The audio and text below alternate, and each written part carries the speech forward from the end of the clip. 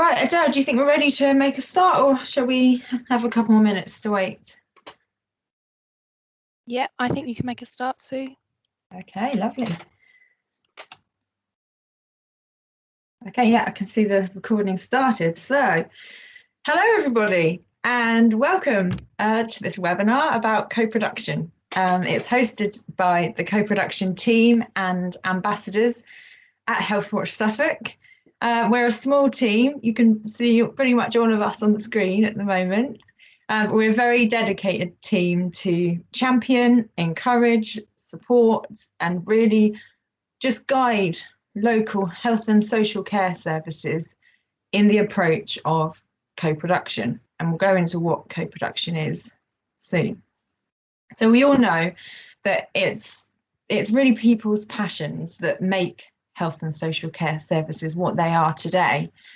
It's the people that make what health and social care services, whether that be staff, commissioners, chief executives, all the way down to the cleaners, the drivers, transport, reporters, and of course, patients, carers, families, children, students, older people, parents, so people from all walks of life that live within our societies, within our worlds. And we believe that everyone has the right to influence the health and care services that are provided. And so co-production it's a culture, it's an ethos, and it's a way of life to ensure that everybody has that opportunity to influence the services that are around us. Co-production is now becoming a go-to approach across public services. And Healthwatch Suffolk, we've put aside a bit of time and some resource to support it to happen in the right way. And we don't claim to be the absolute experts. We are all on a learning sort of journey alongside everybody to understand how to do co-production and how to really feel the benefits of it. So I'm really pleased that you're able to come along on this journey with us today.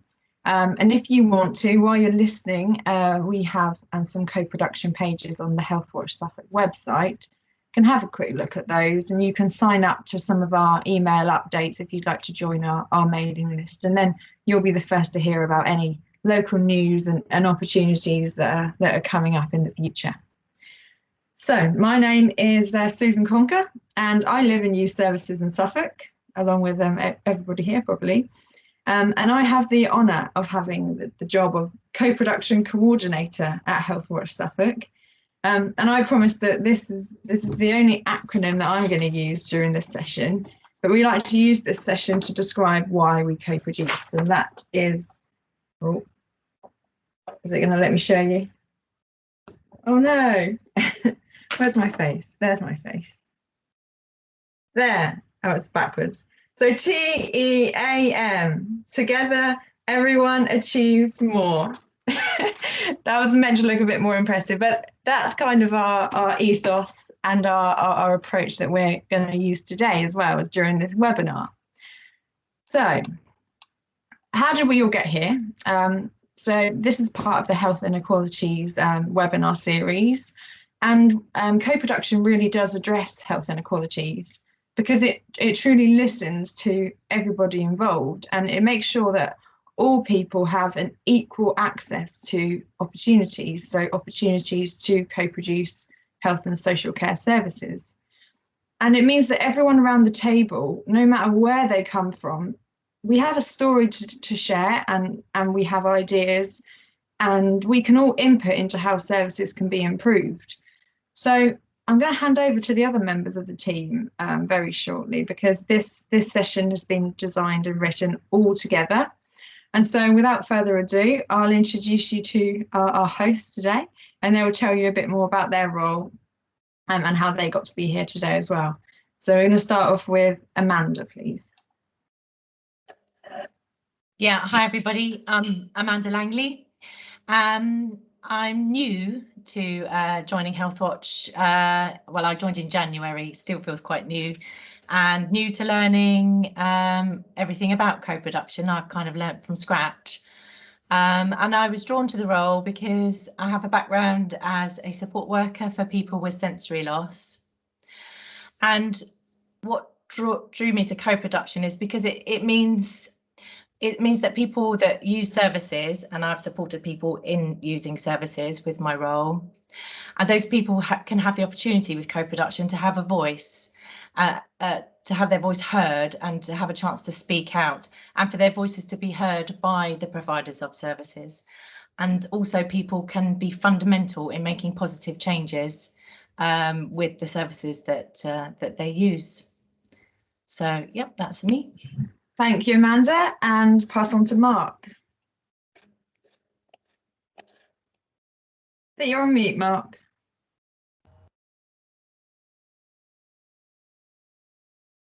We still can't hear you, I don't think. Mark? Oh, there we are. There we are. Hello, my name is Mark, and I've been part of an organisation, voluntary organisation for people with learning disabilities and autism, and it's an advocacy organisation called ACE Anglia. So basically, it's a speaking art group, and it's not just a small organisation, but we are passionate with sort of our voices. So basically, I'm here today not just because I've got a learning disability myself as a self advocate, but I've also got sensory need as well. But I'm here I've been here today because I've been passionate about an ordinary life, and also making sure that things are accessible. So that is important with across Suffolk, and so yeah, and that's me. Lovely, thank you, Mark. Sharon, please. Hi, I'm Sharon. I'm one of the new co-production ambassadors with Healthwatch Suffolk team. I'm passionate about helping people to express their views and know how important it is for these to be heard, both through co-production, whereby ensuring services work around each community, but also working together with services to ensure changes do happen. I'm a parent of two young adults, one of whom has Down syndrome, so I've had many years' experience navigating my way through the system within Suffolk, but I also care for my mother who has dementia, so it's key to work together. I also work part-time as a mental health advisor for Suffolk Family Carers currently. Thank you. Lovely, thank you, Sharon. And Nat, please. Thank you very much, Sue. Greetings, everybody. My name is Nathaniel, also known as Nat to some and NJC in the music industry. I'm an autistic member of society with Asperger's, and I've also been privately diagnosed with ADHD. I'm a dedicated family man with two beautiful girls, and I love my family to bits. We're a multiplex family, meaning more than one of us are suspected of being autistic or being neurodiverse. In January of last year, I joined Healthwatch Suffolk as the first co-production ambassador, and I've spent the last 5 years working tirelessly to uncover why my own journey to the present day was so complicated. I found I wasn't alone, and my passion is to help create changes in the system so that other adult males don't end up in crisis unnecessarily like I did and have to experience what me and my family went through over a 3-year period. In my professional work, I'm a music producer and composer. I'm a board member of the Autism and ADHD charity locally and a member of the Suffolk Parent Carer Network, and I'm currently studying psychology and neuroscience of the mind part-time, and also submit my research into the Adult Autism Cohort Research Programme at Newcastle University. Thank you very much. Marvellous, thank you, Nat. And Claire, please. I'm Claire. I joined Healthwatch at the start of the year, so I'm relatively new. I have an autistic daughter, and we're in the diagnostic services for 4 years, and she's recently been diagnosed. We've received no help, and so now I'm passionate about Healthwatch and what it can do to bring services together more efficiently. It just dragged on and on and on. We had no communication, and you can just see ways in which it could be improved so easily. I also run my own business in signage, and at the start of the pandemic I started a volunteer group in the village I live in to make sure nobody was stuck or without anything in isolation. So we've been running errands for people, or even just keeping them company on the phone ever since, and it's still going strong now. Lovely, thank you, Claire. And last but not least, Doreen. Hello, everybody. I'm Doreen Pegg, and I'm glad to be a co-production ambassador. I have been in the health service for many years. My journey started in the occupational therapy department at 2 psychiatric hospitals, and I've been involved with nursing, social work, and learning disabilities, and in the care homes. I am also involved with research at the University of East Anglia. My aim is to support those who have not received the choice and voice, and to enable to give support and improve the services offered to those who are unable to do so.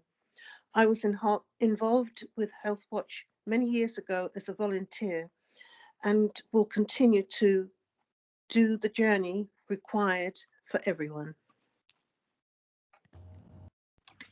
There we go, that's us. So thank you for listening to our introductions.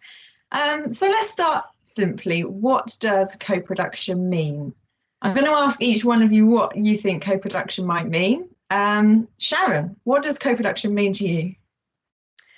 It's about getting people together as providers and users to make decisions about how that service needs to run. Brilliant, thank you. And Nat, what does co-production mean to you? It's about bringing all voices to speak and hear each other together by sharing ideas and solutions. Doreen, what does it mean to you? It moves away from doing for and doing so. It's doing with. Brilliant. And Claire? It's keeping people involved all the way through a design process and beyond, and to review if the service is still valuable. Brilliant. Amanda, what does co-production mean to you? I think that co-production needs to be within everything that we do, and it's continuous because things change all the time. So it needs to happen all of the time. Lovely. And Mark, what does it mean to you? It's everybody making a contribution, and every contribution is being listened to. Fantastic. So, put simply, co-production is working together in a way that everybody is truly involved. It's really creative, and when you do co-production, it feels really positive. It's quite complex because it's not just a thing that we do. It is a culture. It's sort of a way of life. It's that ethos that has to go behind everything that we do. So it can be an activity, but it's also the way that services can run for the sustainable future, for the long term. So what we're going to cover today, we're going to talk about Suffolk's 6 principles of co-production. And as you listen today, you'll probably notice that some of these 6 principles can overlap. But it's really important to have these principles in place from the very start, and that will mean that co-production has a really good chance of success. So I want you to imagine that these 6 principles are the ingredients of the recipe for co-production. As well as learning about these principles, we're going to hear firsthand from our ambassadors today about examples of how co-production can work and should work in practice. And at the end, there'll be time for you to reflect and ask us any questions as well. So we're going to make a start when Mark and Sharon are going to start. They're going to be telling us about the importance of co-producing strategies that impact people's health and well-being. So over to you guys. Thank you, Sue. So I've been involved in the co-production of the Suffolk Joint Learning Disability Strategy. It had been created to show how people with learning disabilities and their families and carers to support and to live a good and ordinary life. So people with learning disabilities, their families and carers and support workers, etc., decided on a vision and a priority together. Mark reflects on this experience. So from experience, it's been great to have everyone to together share a lot of good ideas and views. So co-production is enabling voices to be heard, and although it can take a lot of work having everyone come closer together, it makes the experience less challenging overall. With co-production, strategies are much more beneficial because wider communities are involved. However, it can be challenging. We think work is needed to feed back progress to people along the way. With co-production, people feel that they have to be listened to and can see changes that are happening to people's lives. Without co-production, the creation of strategies are kept behind the scenes, more of the point of closed doors, and less people will read and understand them. With co-production, services are more able to think and adapt to an individual's accessibility needs with a better understanding, and we would encourage any strategy or action plan to be fully designed with the people that it is going to affect. Brilliant, thank you guys. So that was just an example of how co-production is being used within strategy creation and also how it should be for the future as well. So we're going to move on to talk about those 6 principles of co-production. So principles they're the foundations of how we work together in a way that we all agree is right. So how do we come about these principles? So Healthwatch Suffolk, we held a community event in Haverhill. It was called Cooking Up Co-Production. That was back in December 2019. And this event was co-produced with volunteers, and we looked at what the local recipe for co-production could be, and it began to take shape at that event. And since then, we've worked together to provide a deeper understanding of each principle. So I'm going to welcome Nat to talk about the first principle, which is the principle of trust. Thanks, Sue. So, creating trust in a group or discussion is vital and should allow conversation to flow naturally and without fear of saying the wrong thing. There are no right or wrong answers. By agreeing that we are all in a safe place allows people to be open and honest about what they want to share. It is vital to ensure that confidentiality will be respected. It is also important to be honest and transparent at the outset. Maybe explain what the expectations are, what resources are available, and if there are any limitations. People can accept that there may be some boundaries or unmovable goalposts, as long as this is explained properly and clearly. It is a good idea to avoid making promises. Co-production should allow people to explore and perhaps dream a little, to let ideas be voiced and communicated without fear or expectation. Make it okay to tell each other what is not working and also what does work well. Trust can be built when we give our time and we are all listening. Building relationships with people increases that sense of trust. Brilliant, thank you, Nat. So that was trust as the first principle. The second principle is accessibility. So Mark is going to talk to us a little bit about what that means to him. So people will have a lot of different needs. So when we invite people to co-produce, people could ask, how do we make it accessible? So reasonable adjustment should be provided at all meetings and all meetings and co-production, both inside and outside of the meetings. So we can also ask, how will someone gain access to the settings, or how could we communicate with each other? When we are using written information or talking, we can think, how do we use the language that everyone understands? Perhaps a sign language interpreter is needed. Are there too many acronyms or too much jargon? What about large print? And these are just for examples. Some people may be anxious or shy in gatherings, so large or small. So then we can think of different ways of hearing their voices. So, for example, a note written on paper and put it in the box instead of talking or having a support worker or carer to advocate. So it's also important that that the meetings is an inclusive, safe and welcoming environment. This might be online or face-to-face. Perhaps an office is not the best place. So here's an idea. Two people having a cup of tea and a chat in a cafe might work better. Remember, this is still co-production.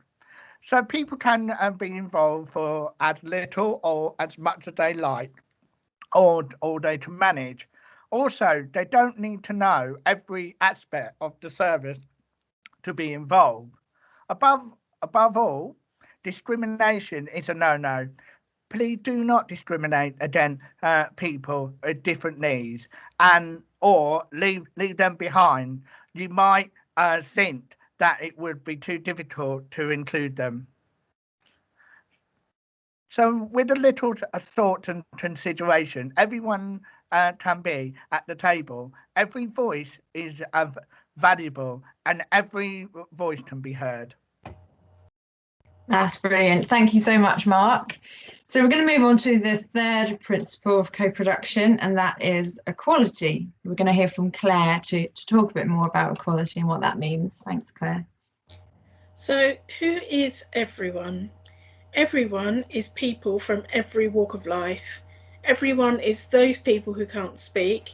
Everyone is people from different communities.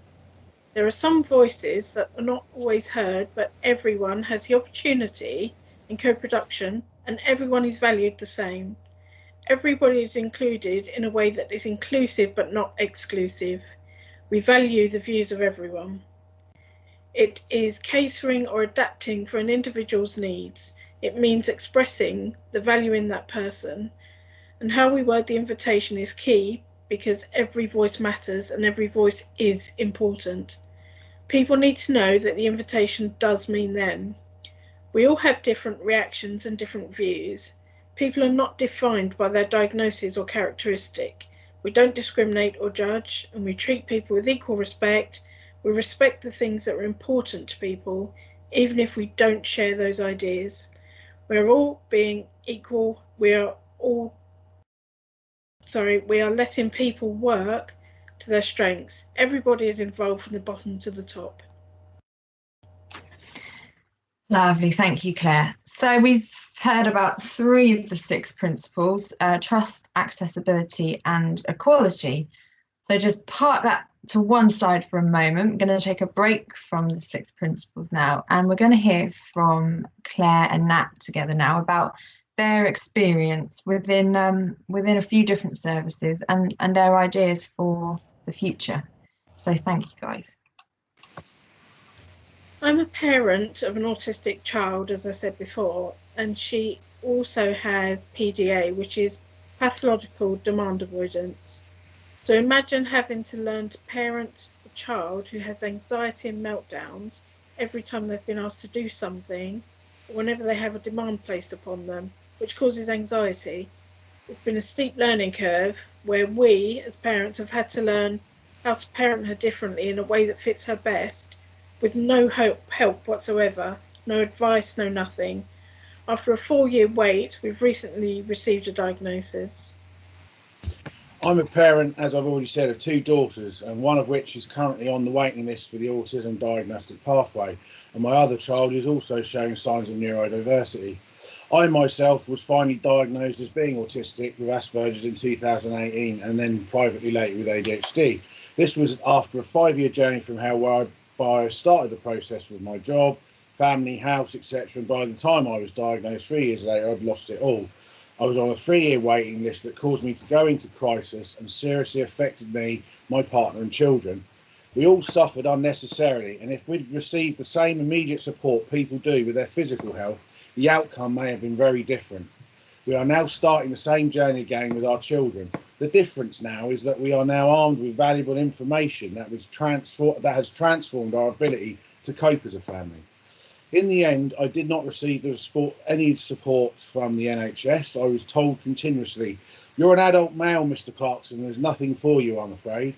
Instead, I eventually found support for a music industry charity that I found on my own. And that was where my full rehabilitation started. And if I hadn't have had that support, I would have been sectioned. I could give you many more examples, but it may take some time. From our experience within the current autism diagnostic services, we have unfortunately had experiences which should have been much more positive, and we're not alone in this position. We have found the experience to be clumsy and fragmented and inconsistent. It seems to take a diagnosis to get any support, but until the point of diagnosis, families and individuals are left to fend for themselves without support for lengthy periods of time. Some families do not get a positive diagnosis, and they may then require further emotional and mental health support, which puts further strain on the system and the family as a whole. Without diagnosis, you are left to self-diagnose and seek appropriate tools by yourself. This can create further confusion and put a real strain on individuals and their families' ability to cope, which can lead to crisis and mental breakdown. We feel that with co-production, the autism diagnostic service would be better because it would be designed by people and families who know what they need most and when they need support. This could be a more integrated approach from services where perhaps the same professionals would diagnose ADHD, ASD, PDA, etc.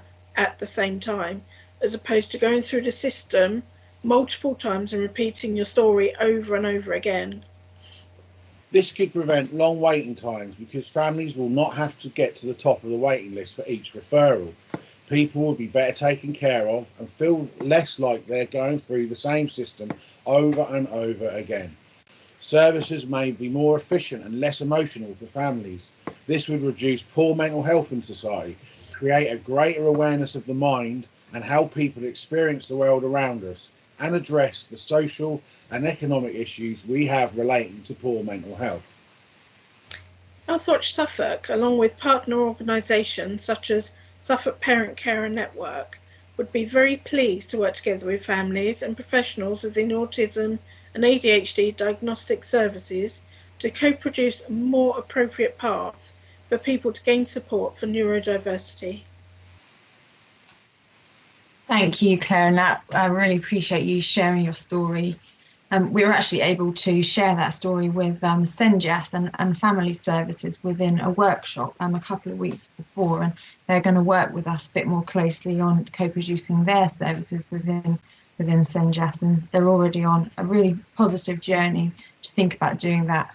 So fantastic story there. Thank you, guys. So let's go back to those 6 principles, that recipe of co-production. We've had our 3 first ingredients, so now we're going to continue with the last 3 ingredients. So I'm going to hand over to Doreen, who's going to talk about our 4th principle, which is diversity. Take it away, Doreen. Diversity. When we are including diversity in co-production, we are including individuals with one or more characteristics. Those characteristics, as stated in the Equality Act 2010, include age, gender, religion, ethnicity, pregnancy and maternity, disability, gender reassignment, marriage and civil partnership, race and sexual orientation. We can do this by opening our invitation to all. We can advertise to everybody and also specifically send the invites out to different groups. The wording we use should be simple to understand. When we offer various opportunities and methods for co-production, we can encourage collaboration from a range of people. We don't want to hear from the same voices all of the time. We need the right individuals from the diverse communities. Everyone is an expert in their own personal experience. It is important here to be mindful of unconscious assumptions or judgments. What does diversity mean? I would say think about everybody, not just one group. Rethink the models we can respect and celebrate all of our differences. Every individual is unique in their own way, and this can enrich the journey of co-production.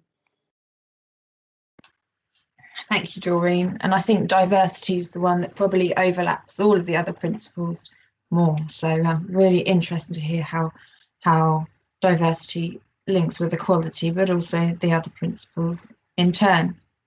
Now, our fifth principle is mutual benefit. Now, a little bit of background on this. The original principle from the Social Care Institute for Excellence was the word reciprocity. So as part of our co-production of these 6 principles, there was a change of name to mutual benefit. And Sharon's going to explain a little bit more about what that means. Hi. Mutual benefit is feeling listened to and valued, and that we have put our experience to good use to change things for others. If there are no benefits, we can feel we have not been listened to, or we have wasted our time and emotions over it. When we spend time and effort to put together a piece of work, we want to know it will go forward to make things better for everybody. Another benefit is we don't feel so alone when we feel that we belong. It's about numbers. When we are sharing views together as a collective, it creates a relaxed atmosphere, which means we create a better experience together. It feels good to be able to challenge decisions that have been made. We can feel more empowered and become an advocate for other people in the same or similar situation. We can find support and recovery through what could be a challenging time for us all. To be involved and to share with everyone means communicating back on various stages. Mutual benefit could be tangible benefits such as payment. It might not be the biggest benefit, but it's important to be mindful of the fact that professionals in co-production will be getting paid for their time, and their contribution of people will benefit the service that's also being paid for. There are other benefits too, such as sharing experiences, resources, information and knowledge between services and that people that use them. Also developing each other's confidence, work experience and skills which could be added to the CV. We can consider asking people what they want to get out of giving their time and views so that they have a choice. Brilliant, thank you, Sharon. Lots of benefits that people can get from being involved and co-producing. So last but not least, I'm going to hand over to Amanda, and she's going to talk us over the final principle of co-production, which is a new one from our co-production when we put these out to the people of Suffolk to see what they think that the recipe of co-production should be. This principle of evaluation is not one that's often seen in more national guidances. So I think it's quite unique to us in Suffolk and a very important one to have in place from the start. Thank you, Amanda.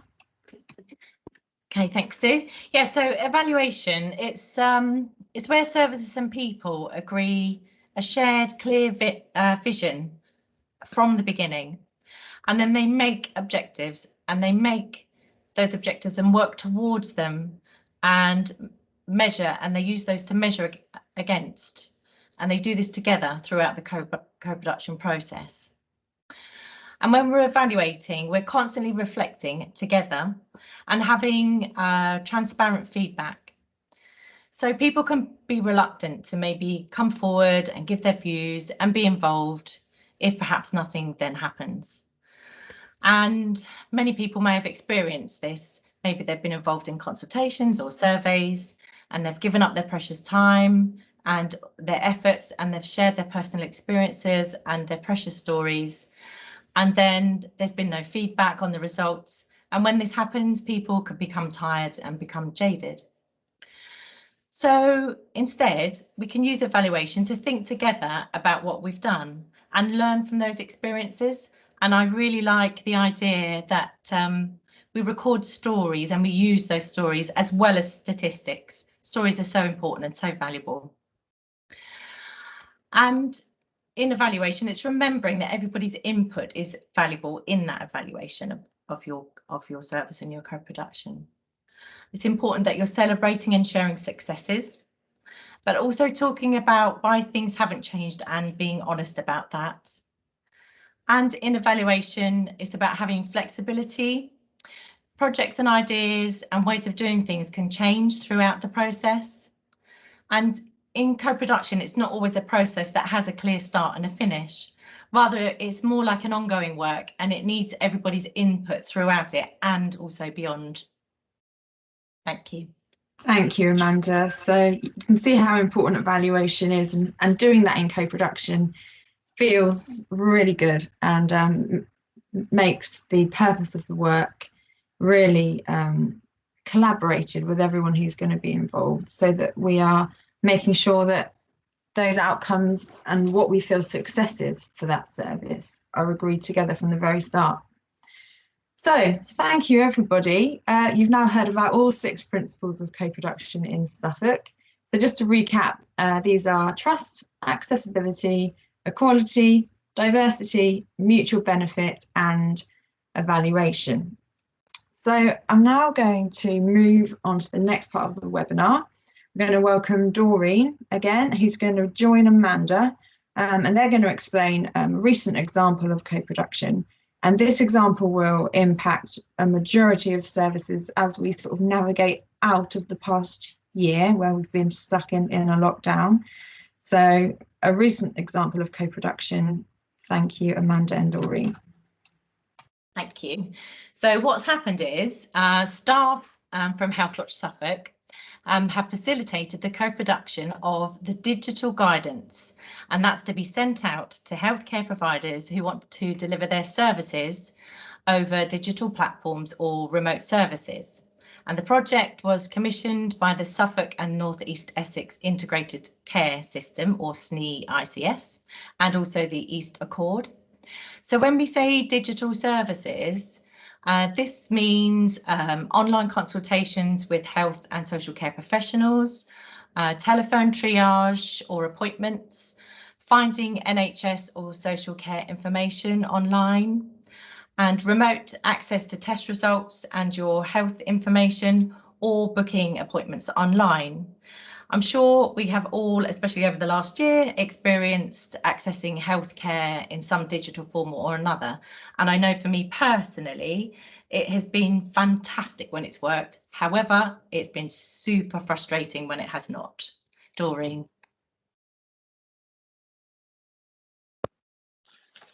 There will be people who can use digital platforms or remote services with ease. Such as smartphones, laptops, tablets, etc. However, there are plenty of people who definitely cannot.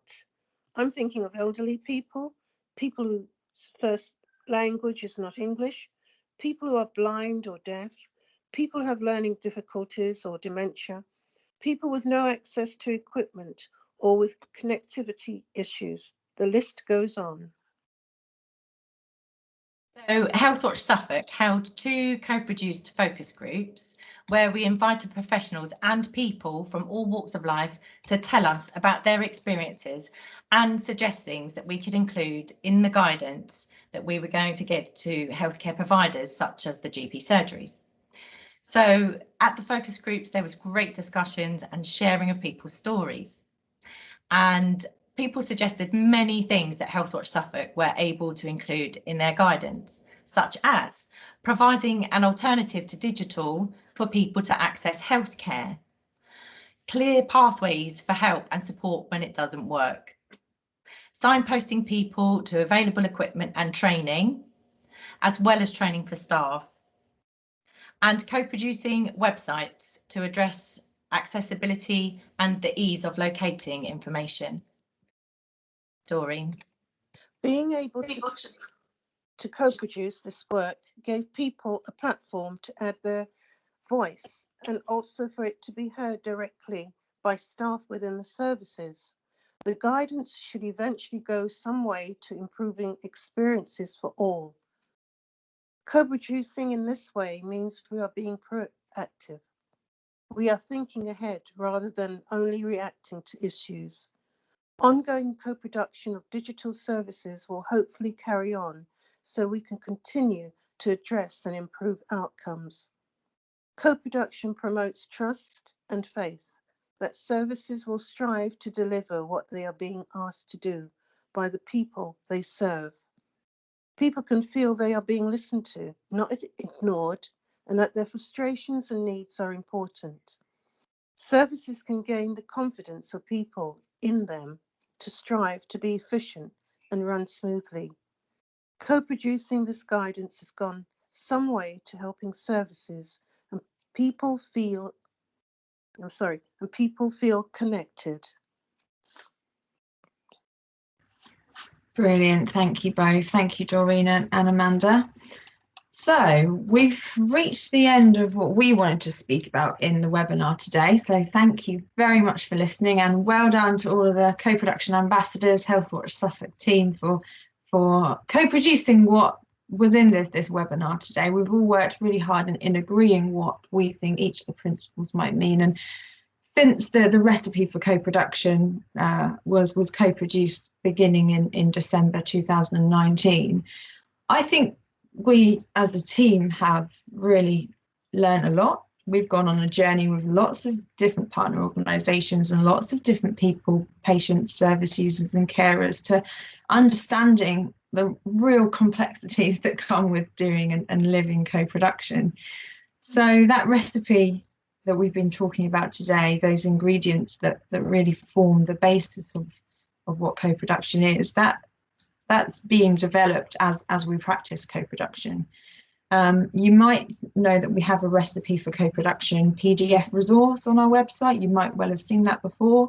And using the fantastic experiences and insights of all of our ambassadors here today, we are going to be revamping what that recipe document looks like over the coming weeks, using pretty much what we've been talking about today. So do look out for that, and feel free to provide any further comments as well, and your experience of what those 6 principles of co-production might be. We're always welcome to having more conversations with you, informal chats, or if you want to arrange some time for us to speak with your team about what co-production can mean to you if you're a professional. And so I just want to thank you very much for being here with us and being with us along this journey of learning, because we're all part of it, and we're learning every single day. And I'd like to use the rest of the time today in this webinar, if you have time to stay to the end, for you to reflect on what co-production means to you, and also ask us any questions that you've thought of throughout today. So before you sort of start typing your questions or speaking your questions out loud, I'd just like you to think to yourself a bit of a rhetorical question, but what would happen if we don't co-produce services together? I think that's really important to put it around that way, because moving into the future with reduced budgets and lots of changes within society, I think it's absolutely vital that true co-production happens, and it happens in a way that it changes our society in a way, and the culture, the sort of go-to normal way of working, has to now involve co-production. I think it's the only way that we'll be able to design and receive services that truly meet everybody's needs and everybody's changing situations as well. So thank you very much for being here today. As you know, we do have a resource to support all people who use and work health and social care services, to have a shared understanding of co-production. So this webinar is a good foundation of that. But we do also offer introduction and bespoke training workshops for groups and teams and different organisations. So we welcome you to get in touch with us to have an informal chat about co-production, how you want to embed it within the way of working for good. And of course, if you know anyone who might want to receive a bespoke training session around co-production, we're always welcome to have a chat with you about that. And really excitingly, we are publishing an academic literature review, and this is into the value of co-production, and it talks about the value and the benefits of co-production in 3 ways. So it looks at it in the benefits to individuals, the benefits to communities, but also the benefits to the services themselves. And that will provide a real evidence base for the approach. So look out for that coming in the near future. We do have a vision that co-production is the future, and it is the most sustainable way that services will run, not just for or to people, but really with people. So I'd just like to introduce you back to TEAM. Together, everyone achieves more. That's our motto. That's why our webinar is called that today. And so I think we're going to finish there. Thank you very much, everyone. Thank you for listening. And we'll use the rest of the time to answer any questions or hear your reflections on today. So thank you. There's a question in the chat, Sue, from Jodie Rendell. Has the guidance been published yet? Because she'd like to share it with her organisations that she commissions, some of which deliver clinical services. I guess that means the digital guidance that I was mentioning. Yeah, the digital guidance is created, and we are waiting for the go-ahead from the commissioners before that's out to the public, but it's really not going to be long. So if you sign up for our co-production updates or follow Healthwatch Suffolk News at all, because it's been a Healthwatch Suffolk wide co-production, you will hear more about that. Amanda has kindly posted the link in the chat for everyone to sign up if they want to our co-production updates. Amanda puts those out every 3 or 4 weeks or so, just for the latest news and opportunities. I can't actually see any questions in the chat myself. I don't know why. Currently, there isn't any. So. Oh, that's all right then.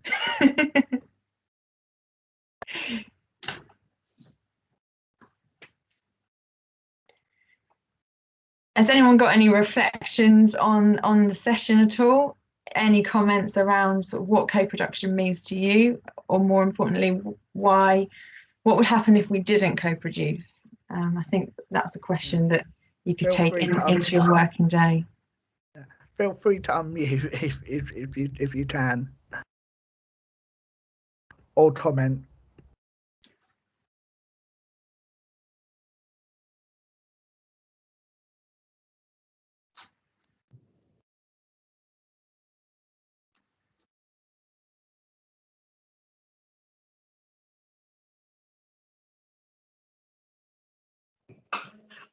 Hello, Keisha.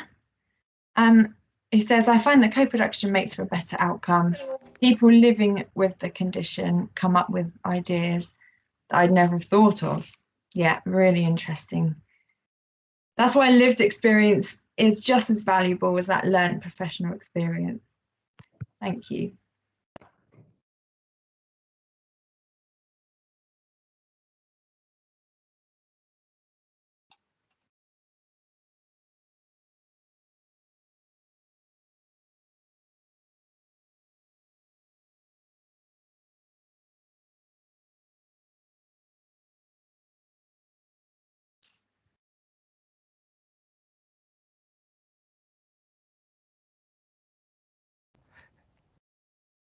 Jill, you've got your hand up. Hi, Jill.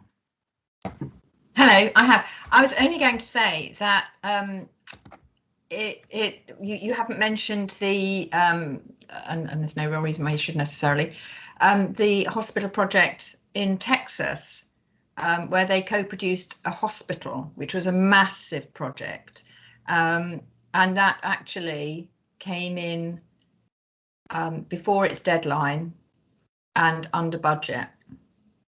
So that is a shining example for co-production on a big scale. It did. Thank you, Jill. Yes, the Texas Hospital, and they've won multiple awards for their design and innovation, and it really showed a true example of how you can co-produce on a really big scale, but it takes some really systematic processes often to really think about each of those principles on a really large scale. Thank you, Jill.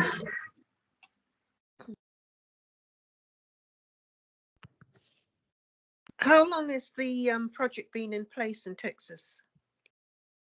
I think that hospital was designed around 5 or 6 years ago, but that's been completed now. The hospital design itself, I think, took a good few years. It's a really interesting approach because you can actually use co-production in conjunction with a formal consultation process. So it doesn't have to be an add-on. And we know that consultation processes are sort of a legal requirement for really big projects like designing a hospital, but that doesn't mean it has to be the only way that people are engaged. So it's a really good way to learn about how co-production can be used alongside the methods that we're already really used to using when we're engaging the public. Tessa has put their hand up again. Yeah, sorry. Yes. I wanted to ask a question, I suppose. We at Parkinson's UK, I work for Parkinson's UK, for people that don't know me, but we work co-productively. We do our planning, our local planning co-productively. But there's a difference between consultation and co-production. What do you think about how soon the co-production should start? Because I find sometimes people talk about co-production, but actually it starts so late in the process that a lot of decisions have been made already. And I wondered if you could talk to that a bit. Thank you, Kesha. Absolutely. Yeah. So part of looking at co-producing services is really doing it from the very, very start. And part of that is to look at what the scope would be for an organisation and just being honest about the stages that they're at. So yes, in an ideal world, co-production starts from the very inception of idea. It starts with that blank canvas. But that's not always the reality. So we would really encourage people to co-produce as soon as possible after they realise that the consultation and engagement isn't quite going to cut it. And in terms of thinking about consultation compared to co-production, there's really useful guidance, and you'll find it online, called the Ladder of Co-Production. And this explains the differences between consultation, engagement, different participation, and that sort of gold standard of co-production, which is at the top of the ladder. So do have a look online at the Ladder of Co-Production resources. There's some fantastic ones out there that really demonstrates the differences, and also being true to what each of them are as well. If we're going to say we're going to do co-production, let's do it justice and do it properly right from the start, and be honest about maybe where it could have been improved.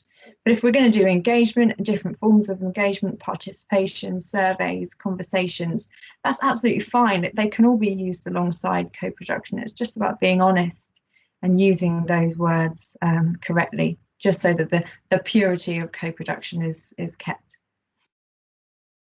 Thank you. Oh, I've got a question from Debbie. Are Claire and Nat able to share more on how co-production might be used? I think what you heard from Claire and Nat today was really the tip of the iceberg as to what input they can provide.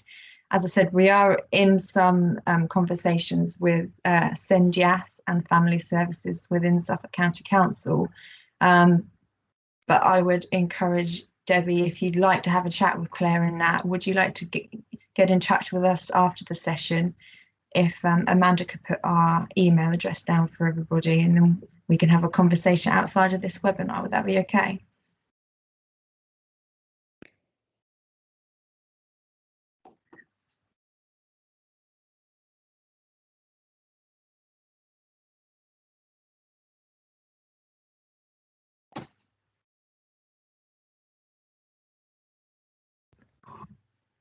One of the things I didn't mention about the co-production today, and it's the fact that earlier in the week we were talking about this, and we were saying about how we are people and not systems. And one of the things that some people have to sort of understand, that sometimes in life we don't always look at it as as in today's society. A lot of people just think, oh well, we haven't got a system in place for that yet, we haven't got a system in place for that, and people need to look at people and not systems. But on the other hand, when it comes to accessibility systems, it's got to be the right system, so that then people can then embed it. So for example, if I wanted something in large print, it doesn't mean that it's it doesn't have to be anything so fancy, but it got to be something that it got to be something that they can actually do. text to speech. It's another one whereby, you know, it's whether it's a screen reader or whether it's actually something that voice, you know, a sort of text on voice sort of thing. So these are sort of things that I think we tend to lack of in the UK at the moment. Not in a nasty way, but some people just bothered about money. But actually, money is part of it. Of course it is. But actually, you have to think of it as a person and not always as a system. That's just something to reflect on. Thank you. Well. Thank you, Mark. Brilliant. That links in really well with the co-production of the digital guidance as well, because we're living in this world now, which is really is probably going to stay a lot more remote than it was before. And thinking of people as individuals is maybe going to become a bit harder when we're around our systems and around our digital work all of the time. Brilliant. Okay, has anyone got any final thoughts on co-production or questions for any of us at all? And if not, I would just like to say thank you very much for having us today. It's been an absolute pleasure, and we hope that you found it useful. Please do get in touch with us using the email address that Amanda has put in the chat. We welcome any conversations. There's no sort of wrong answers. Everybody's contribution is always valued with us. And we're always wanting to learn from others as well. So if you're doing co-production and you have some great examples, please do tell us all about them, and we can spread the word and promote as well.